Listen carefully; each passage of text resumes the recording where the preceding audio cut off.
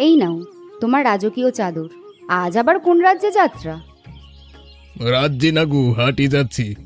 তবে হ্যাঁ, গ্রামের মানুষ তোমাকে রাজাই মনে করে, তাই না? রাজা? রাজার তো রানীর কথা শোনা উচিত। তুমি তো সকালবেলা চাটাও ঠিকমতো শেষ না করেই দৌড়াও। রানী গো আমার, ব্যবসা বলি কথা। চা ঠান্ডা হলে আবার গরম করা যায়, বাজার ঠান্ডা হয়ে গেলে তো আর গরম করা যায় না। তোমার মুখে খই ফোটে সেই কম বয়স থেকেই, একটুও বদলাওনি। যাও যাও, সাবধানে যেও। আচ্ছা বলো তো, গ্রামে আমার আগে কেউ এমন বড় বাড়ি করেছিল? না বাবু, তোমার আগে কেউ নিজের গুণগান নিজে গিয়েও শেষ করতে পারেনি, সেটাও সত্যি। থাক থাক, বুঝেছি। শিবু উঠলে বলে দিও ওর জন্মদিনের কথা, আমরা তো ভুলিনি। ভুলবো কেন? ছেলেটা সেই কবে থেকে মনে মনে ভাবছে এবার জন্মদিনে বড় করে কিছু হবে। করবই তো, গ্রামের মানুষ যেন মনে রাখে সাহাবাড়ির ছেলের জন্মদিন মানেই আলাদা কিছু। শুধু ছেলের নামে না, নিজের নাম ডাকের জন্যও তো একটু আয়োজন করছো, স্বীকার করো। আচ্ছা সে যাই হোক, বিকেলে ফিরলেই সব ঠিক করব।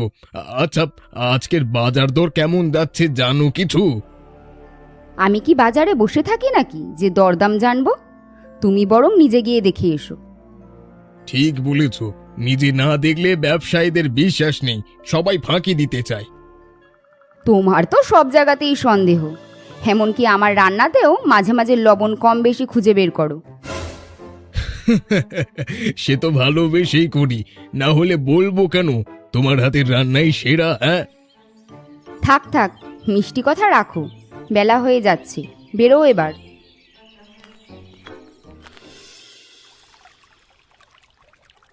জানিস বিমল, মাঝে মাঝে আমার এই বড় লোকের ছেলে হয়ে থাকতে একটুও ইচ্ছে করে না।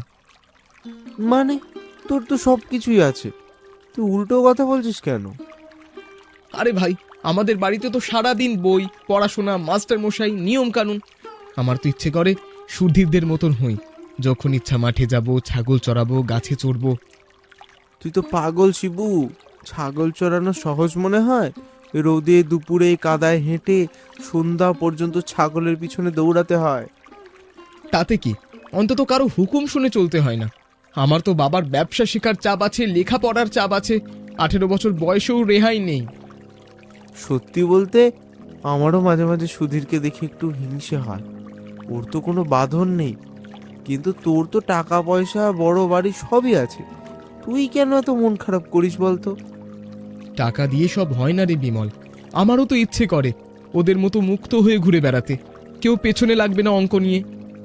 তাহলে দেখছি দুজনেরই একই দশা, শুধু বাঁধনের রংটা আলাদা। তোরটা সোনার শিকল, আমারটা সাধারণ। সোনার হোক আর যাই হোক, শেকল তো শেকলই রে।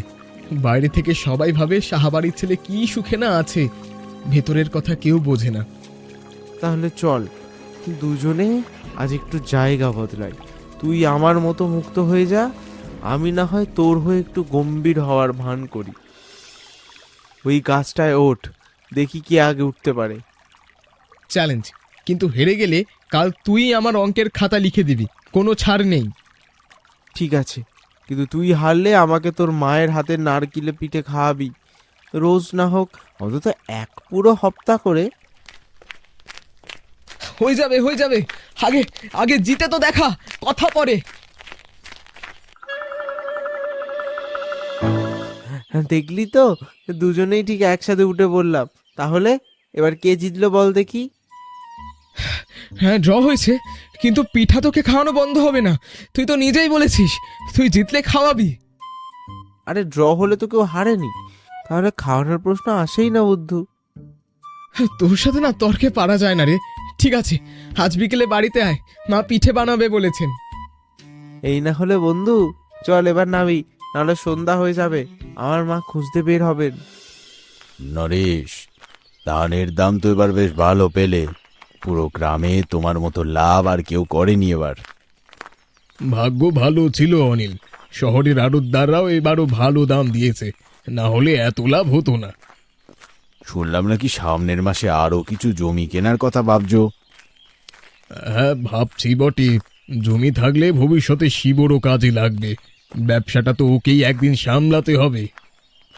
বেশ বেশ, শিবু ছেলেটাও তো বেশ ভালো, বিনয়ী, তোমার মতোই হয়েছে। না না, ওর মায়ের স্বভাব পেয়েছে বেশি, আমার মতো এত কথা বলে না। তা ভালো, না হলে এক বাড়িতে দুটো বাঁচাল থাকলে সুলতা বৌদির মাথা খারাপ হয়ে যেত। ঠিকই বলেছো, ঠিকই বলেছো। আচ্ছা চলো, একটু জোরে হাঁটি, বাড়ি ফেরার তাড়া আছে। আরে হরিপদ কাকা যে, ভালো আছেন? এই একটু বাড়ি ফিরছি। ভালো আর কই থাকি বাবা, বয়স হয়েছে। শুনলাম নাকি এবার ধানে খুব ভালো লাভ হয়েছে তোমার। হ্যাঁ কাকা, বিধাতার কৃপায় এবার ভালোই হয়েছে। ভালো, কিন্তু বাবা মনে রেখো, টাকা পয়সা বাড়লেই মানুষ বড় হয় না, মন বড় থাকাটাই আসল কথা। যাদের ভালোবাসো তাদের সব সময় পাশে রেখো, তবেই জীবনটা সার্থক হবে। কথাটা মাথায় থাকবে কাকা। তোমার বাবাও এমনি করে গ্রামের সবাইকে নিয়ে চলতেন, তুমিও সেই পথে হাঁটো বাবা, দেখবে ভালো হবে। আসি তাহলে কাকা, ভালো থাকবেন। অনিল, চলো। যাও বাবা, সাবধানে যেও। বুড়ো মানুষটার কথায় কিন্তু যুক্তি আছে নরেশ, উনি তো এই গ্রামের সবচেয়ে বয়স্ক আর সম্মানিত মানুষ। হ্যাঁ, ছোটবেলা থেকে ওনার কথা শুনে বড় হয়েছি, আজও ওনার প্রতিটা কথায় যেন একটা শিক্ষা থাকে। তা ঠিক বলেছ, চলো এবার তাড়াতাড়ি পা চালাই, বেলা বাড়ছে। হ্যাঁ চলো। আর শোনো, জন্মদিনের দিন তুমিও কিন্তু সপরিবারে আসবে, কোনো ওজোর শুনবো না। আর বলতে হয় নাকি, আমি না এলে অনুষ্ঠান জমবে কিভাবে শুনি? ঠিকই বলেছ, তুমি না থাকলে আসরটাই ঠিক জমে না, তোমার হাসির শব্দেই তো সবাই মজা পায়। শুনছো, শিবুর জন্মদিনে কতজনকে ডাকবে ঠিক করলে? অনিলের সাথে কথা হলো আজ, ভাবছি গ্রামের মাতব্বরদের, ব্যবসায়ী বন্ধুদের সবাইকে ডাকবো। কেক কবে আনাবে? শহরের সেই দোকান থেকেই তো আনতে হবে, ওদের কেক সবচেয়ে ভালো। কালই লোক পাঠাচ্ছি অর্ডার দিতে, তুমি রান্নার তালিকাটা করে ফেলো, কি কি হবে। পোলাও, মাংস, আরও কয়েক পদ মিষ্টি রাখবো ভাবছি। শিবু আবার মিষ্টি খুব পছন্দ করে। ওর মতো মিষ্টি পাগল ছেলে আর দুটো নেই। ঠিক আছে, যা ভালো বোঝো কর। আর সাজসজ্জার কথা ভেবেছো? আমি ভাবছিলাম ঘরটা রঙিন কাগজ আর বেলুন দিয়ে সাজাবো। হ্যাঁ হ্যাঁ, যা ইচ্ছা করো, শুধু খেয়াল রেখো যেন আমার সম্মান বজায় থাকে গ্রামে। তোমার আবার সব কিছুতেই মান সম্মান। ছেলের জন্মদিন, একটু ছেলের কথাও ভাবো। ছেলের কথাই তো ভাবছি সারাক্ষণ, ওর জন্যই তো এত আয়োজন, না হলে আমার কি দরকার এত ঝামেলার।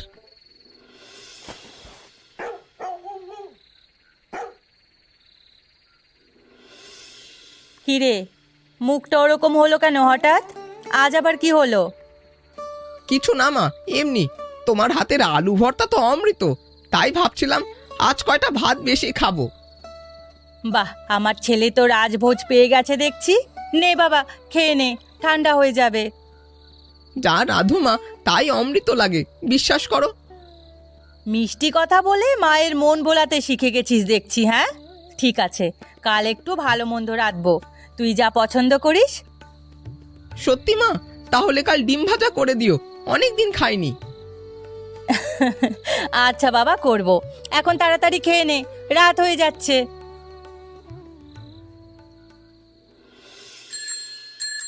কি ব্যাপার নরেশ, এই সাত সকালে ভ্যানে চড়ে কোথায়? বাজারে যাচ্ছি অনিল, আজ নিজের হাতে বাজার করব।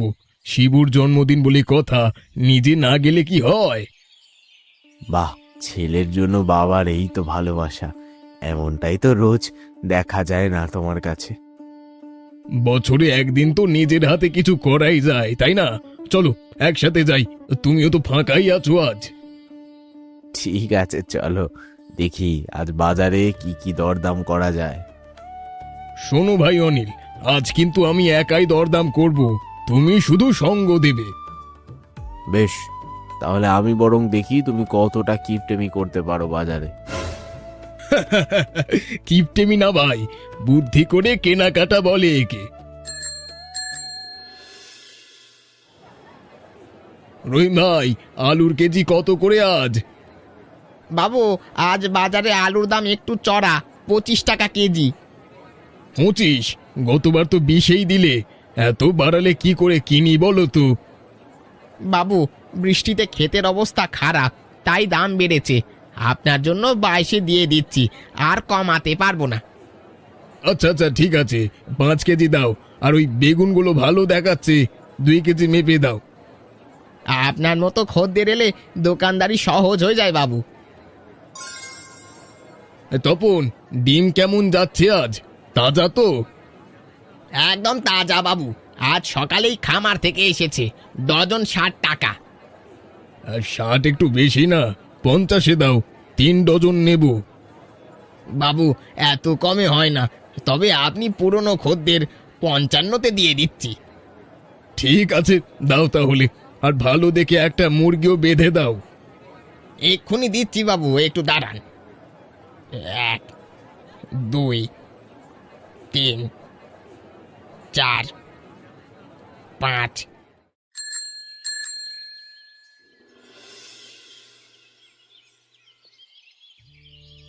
এই নে, দুধ খেয়ে নে। এখনো বই পড়া শেষ হয়নি? এই তো শেষ পাতা মা। কি সুন্দর গল্পটা, তোমাকে বলবো পরে। আচ্ছা বল দেখি, জন্মদিনে কি চাই তোর? এখনো তো বলিসনি কিছু। আমার তো তেমন কিছুই লাগবে না মা। তাহলে কি চাই এবার বল না, বাবাকে বলে ব্যবস্থা করব। মা, তুমি কি আমার বন্ধু সুধীরকে চেনো? হ্যাঁ রে, তুই যখন স্কুলে পড়তিস তখন যে প্রায় তোকে স্কুলে যাওয়ার জন্য ডাকতে আসতো। জানো মা, ওর বাবা নেই, খুব কষ্ট করে ওদের সংসার চলে, সারা দিন পরিশ্রম করে, দেখাও হয় না তেমন ওর সাথে। আর আমরা দেখো কত সহজভাবে জীবনযাপন করছি, কোনো চিন্তা নেই। বন্ধুর কথা মনে পড়ছে বুঝি? বলছিলাম মা, আমার জন্মদিনে ওকে নিমন্ত্রণ করলে হয় না? তোর বাবা তো শুধু ব্যবসায়িক বন্ধুদেরকে বলেছেন, তারপরও বলে দেখব খন। আচ্ছা মা।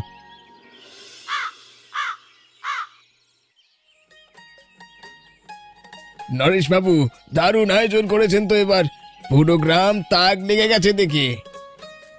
আপনাদের আশীর্বাদ ছাড়া কি হয় বলুন? আসুন আসুন, ভেতরে আসুন, বসুন। কই রে শিবু, জন্মদিনের নায়ক কোথায়? এই তো কাকা, কেক কাটার অপেক্ষায় দাঁড়িয়ে আছি। বাহ, বড় হয়ে গেছিস দেখছি, 18 বছর। এখন তো পুরো দস্তুর বড় লোকের ছেলে। সে তো তোমরাই বলো কাকা, আমি তো নিজেকে এখনো ছোটই মনে করি। দাঁড়া শিবু, একটু দাঁড়া বাবা, কাটার আগে একটা জিনিস দেখার আছে। কি বাবা, কি হয়েছে হঠাৎ? সুধীর, তোরা এখানে? এ কি করে সম্ভব? তোর বাবা নিজে এসে আমাদের নিমন্ত্রণ করে গেছে কাল সকালে, বিশ্বাস কর। সত্যি? তোমরা এটা করলে? এটা তো তোরই ইচ্ছা ছিল বাবা, আমরা তো শুধু পূরণ করলাম। কিন্তু কিভাবে হলো এটা? আমি তো শুধু তোমাকে বলেছিলাম মা, বাবাকে তো বলিনি। শুনছো, শিবু আজ আমাকে একটা কথা বলেছে, ওর জন্মদিনে সুধীরকে নিমন্ত্রণ করতে চায়। সুধীরকে? কই, আমাকে তো কিছু বললো না ও। তোমাকে বলতে ভরসা পায়নি মনে হয়। ছেলেটা সত্যি মানুষের মতো মানুষ হয়েছে সুলতা। টাকা পয়সা দিয়ে যা শেখাতে পারিনি, ও নিজে থেকেই শিখে গেছে। তাহলে কি ভাবছো, ওদের বাড়িতে গিয়ে বলে আসবে? মানে কাল সকালেই আমি নিজে গিয়ে সুধীরের বাড়িতে নিমন্ত্রণ করে আসব, পুরো পরিবারকে সহ। এই তো, আমার আসল মানুষটাকে চিনতে পারলাম আবার। মাঝে মাঝে ভুলেই যাই তুমি কতটা ভালো। থাক থাক, বেশি বলতে হবে না, কাল সকালেই দেখবে আমি কি করি। শুধু সুধীরকে না, ওর মাকেও নিমন্ত্রণ করো। একা ছেলেকে পাঠালে হয়তো করুণা দিদি মন খারাপ করবেন। ঠিক বলেছ, পুরো পরিবারকেই ডাকবো, আর হ্যাঁ, শিবুর আর এক বন্ধু বিমলকে ডাকা উচিত। ওরা তো একই সাথে থাকে সব সময়। হ্যাঁ হ্যাঁ, আর ছেলেটাও খুব ভালো, শিবুর প্রিয় বন্ধু। আরে নরেশবাবু, আপনি এখানে? করুণা বৌদি, আপনাদের সবাইকে নিমন্ত্রণ করতে এসেছি। শিবুর জন্মদিনে সুধীর আর আপনাদের যেতেই হবে। কিন্তু বাবু, কোনো কিন্তু না বৌদি, শিবু নিজে চেয়েছে সুধীর আসুক। আপনারা না গেলে আমার ছেলের মন খারাপ হবে। আচ্ছা বাবু, যাব।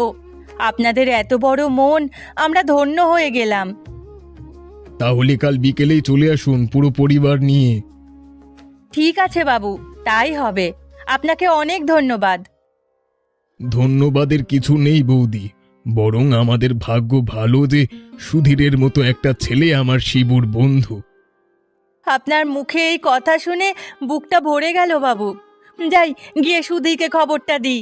ও শুনলে যে কি খুশি হবে। হ্যাঁ যান, আর বলবেন বিকেল 4টার মধ্যে যেন পৌঁছান, তাহলে সব একসাথে শুরু করতে পারবো।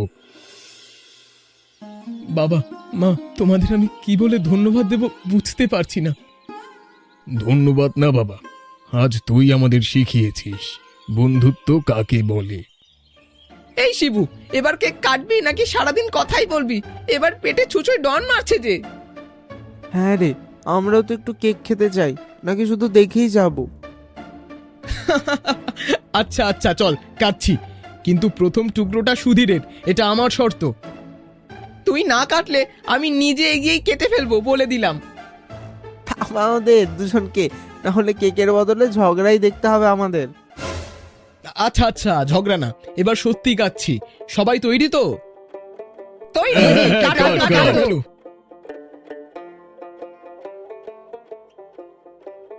সবাইকে ধন্যবাদ আসার জন্য। আজকের দিনটা আমার জীবনের সবচেয়ে সেরা দিন। তোমার মতো মন যেন সব সময় এমনই থাকে বাবা। বিধাতা তোমার মঙ্গল করুন। আপনার আশীর্বাদ থাকলে আর কিছু লাগবে না জেঠিমা। আজ থেকে ঠিক করলাম, প্রতি বছর সুধীরদের পরিবার আমাদের এই অনুষ্ঠানের বিশেষ অতিথি থাকবে। এত কিছু বলতে হবে না, আপনারা আমাদের যে সম্মান দিলেন সেটাই অনেক। আজ কিন্তু ঘুড়িটা অনেক উঁচুতে ওড়াবো, দেখিস। কালকের ঝলমলে কেকের চেয়ে উঁচুতে। তুই তো রোজই বলিস, আজ দেখি সত্যি পারিস কিনা। চল চল, দেরি করলে বাতাস কমে যাবে, তখন আর ঘুরে উড়বে না।